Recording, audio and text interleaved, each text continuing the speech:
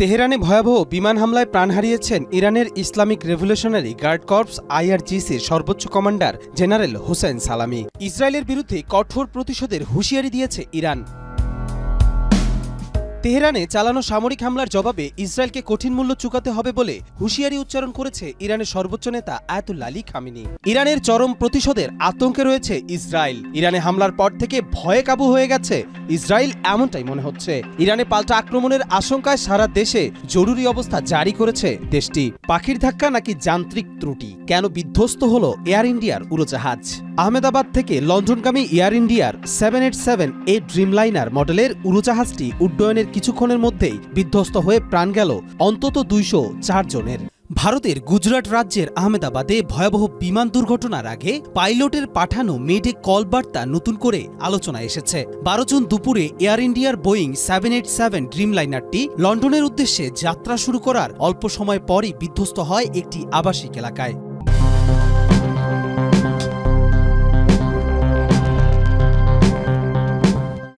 Colour expert, George sap এবং mild on hands technology সমৃদ্ধ Orix crystal wash আপনার তেহরানে ভয়াবহ বিমান হামলায় প্রাণ হারিয়েছেন ইরানের ইসলামিক রেভলিউশনারি গার্ড কর্পস IRGCর সর্বোচ্চ কমান্ডার জেনারেল হোসেন সালামি। ইসরায়েল পরিচালিত এই আক্রমণে আরও কয়েকজন শীর্ষ নিরাপত্তা কর্মকর্তাও আহত হয়েছেন বলে জানিয়েছে ইরানি রাষ্ট্রীয় সংবাদ মাধ্যম।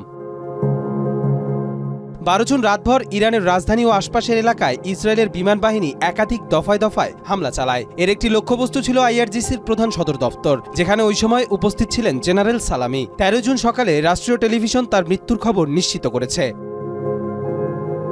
2019 সাল থেকে বিপ্লবী গার্ডের প্রধান হিসেবে দায়িত্ব পালন করে আসছিলেন সালামি। ইরানের পরমাণু কর্মসূচি, সামরিক কৌশল ও মধ্যপ্রাচ্যে দেশটির প্রভাব বিস্তারের পেছনে তার গুরুত্বপূর্ণ ভূমিকা ছিল। বিশেষ করে ইরাক, সিরিয়া ও লেবাননে ইরানি সামরিক তৎপরতার মূল পরিকল্পক ছিলেন তিনি।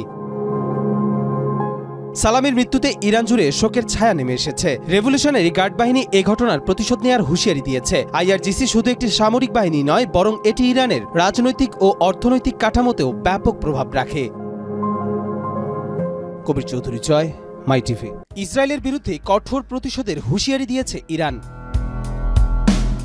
তেহরানে চালানো সামরিক হামলার জবাবে ইসরায়েলকে কঠিন মূল্য চুকাতে হবে বলে হুঁশিয়ারি উচ্চারণ করেছে ইরানের সর্বোচ্চ নেতা আয়াতুল্লাহ আলী খামেনি। 13 জুন এক আনুষ্ঠানিক বিবৃতিতে তিনি বলেন, ইসরায়েল তার রক্তপিপাসু হাত দিয়ে আমাদের ভূখণ্ডে অপরাধ চালিয়েছে। তারা বেসামরিক স্থাপনা ও আবাসিক এলাকাগুলোতে হামলা চালিয়েছে, যা তাদের বিদ্বেষপূর্ণ চরিত্র প্রকাশ করে। খামেনি আরও বলেন, এই হামলার মাধ্যমে দখলদার ইহুদি রাষ্ট্র নিজেদের একটি ভয়াবহ ভাগ্যের জন্য প্রস্তুত করেছে। প্রতিশোধ অনিবার্য। ইরানের রাষ্ট্রীয় বার্তা সংস্থা IRNA জানিয়েছে, ইসরায়েলি অভিযানে পারমাণবিক বিজ্ঞানী ও সামরিক পদস্থ কর্মকর্তারা নিহত হয়েছেন। ইসরায়েল জানিয়েছে তারা তেহরানকে পারমাণবিক অস্ত্র তৈরি থেকে বিরত রাখতে হামলা চালিয়েছে। রাইজিং লায়ন নামের এই অভিযানে নাতানজ সহ ইউরেনিয়াম সমৃদ্ধকরণ কেন্দ্র, ক্ষেপণাস্ত্র ঘাঁটি ও বিজ্ঞানীদের লক্ষ্য করে বোমাবর্ষণ করা হয়েছে। ইসরায়েলের প্রধানমন্ত্রী নেতানিয়াহু এক ভিডিও বার্তায় বলেছেন, আমরা আমাদের অস্তিত্ব রক্ষার গুরুত্বপূর্ণ সন্ধিক্ষণে দাঁড়িয়ে। এদিকে ইরানে বিস্ফোরণের শব্দ শোনা গেছে এবং দেশজুড়ে বিমান প্রতিরক্ষা বাহিনী সর্বোচ্চ সতর্কতায় রয়েছে। শীর্ষ নিরাপত্তা কর্মকর্তারা জরুরি বৈঠকে মিলিত হয়েছেন। পাল্টা হামলার আশঙ্কায় ইসরায়েল জুড়েও চলছে সর্বাত্মক প্রস্তুতি। কবির চৌধুরী, জয়, মাই টিভি। ইরানের চরম প্রতিশোধের আতঙ্কে রয়েছে ইসরায়েল। ইরানে হামলার পর থেকে ভয়ে কাবু হয়ে গেছে ইসরায়েল, এমনটাই মনে হচ্ছে। ইরানে পাল্টা আক্রমণের আশঙ্কায় সারা দেশে জরুরি অবস্থা জারি করেছে দেশটির প্রধানমন্ত্রী বেনিয়ামিন নেতানিয়াহু এই সিদ্ধান্তকে ইতিহাসের গুরুত্বপূর্ণ মুহূর্ত হিসেবে আখ্যায়িত করেছেন। বিবিসি জানিয়েছে, ইরানের পারমাণবিক অবকাঠামো ও সামরিক ঘাঁটিগুলোতে রাইজিং লায়ন নামে বিশেষ অভিযান পরিচালনা করে ইসরায়েলি বাহিনী। এই অভিযানের লক্ষ্য ছিল ইরানের ইউরেনিয়াম সমৃদ্ধকরণ কেন্দ্র, ব্যালিস্টিক ক্ষেপণাস্ত্র ঘাঁটি ও সংশ্লিষ্ট বিজ্ঞানীরা। তেহরান ও নাতানজ শহরে একাধিক বিস্ফোরণের শব্দ পাওয়া গেছে। ইসরায়েলি সামরিক কর্মকর্তারা জানিয়েছেন, ইরান যাতে পরমাণু বোমা তৈরি করতে না পারে সে লক্ষ্যে ডজন খানেক স্থাপনায় হামলা চালানো হয়েছে। তাদের মতে ইরানের কাছে এমন উপাদান রয়েছে যা দিয়ে কয়েকদিনের মধ্যেই 15টি পারমাণবিক অস্ত্র তৈরি সম্ভব। এ হামলার প্রতিক্রিয়ায় ইরানে বিমান প্রতিরক্ষা বাহিনী সর্বোচ্চ সতর্কতায় রয়েছে। শীর্ষ নেতারা জরুরি নিরাপত্তা বৈঠকে বসেছেন।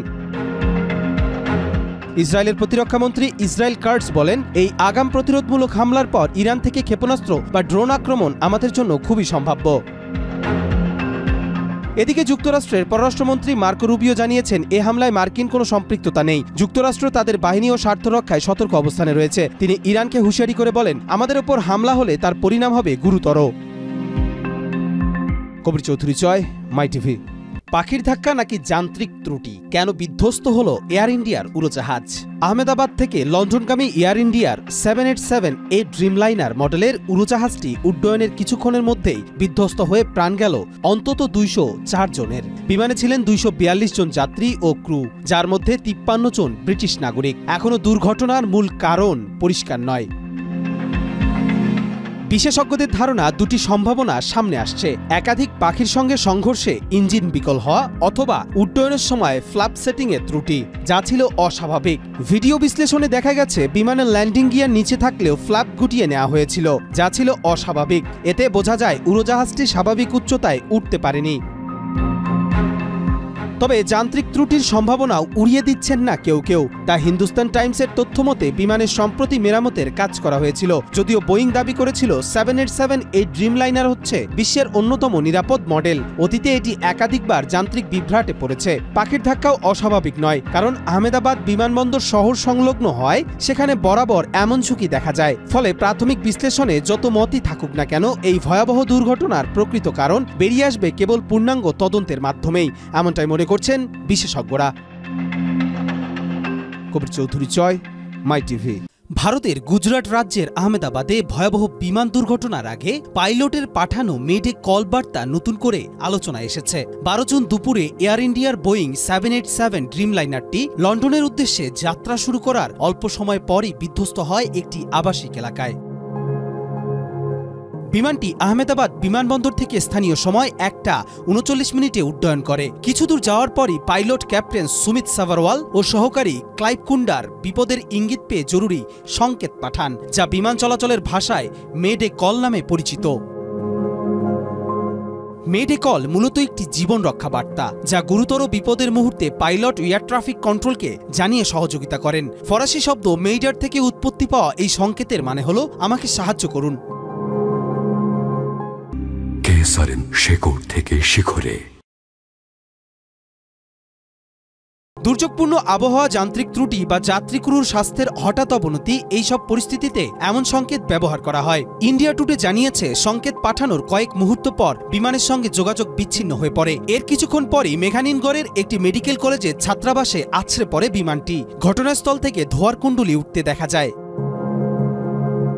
বেসরকারি বিমান চলাচল কর্তৃপক্ষ নিশ্চিত করেছে, উড়োজাহাজটিতে 242 জন আরোহী ছিলেন। বিধ্বস্ত হওয়ার আগ মুহূর্তে পাঠানো ওই সংকেতই ছিল বিমানের শেষ চিহ্ন। কবির চৌধুরী চয়, মাই টিভি।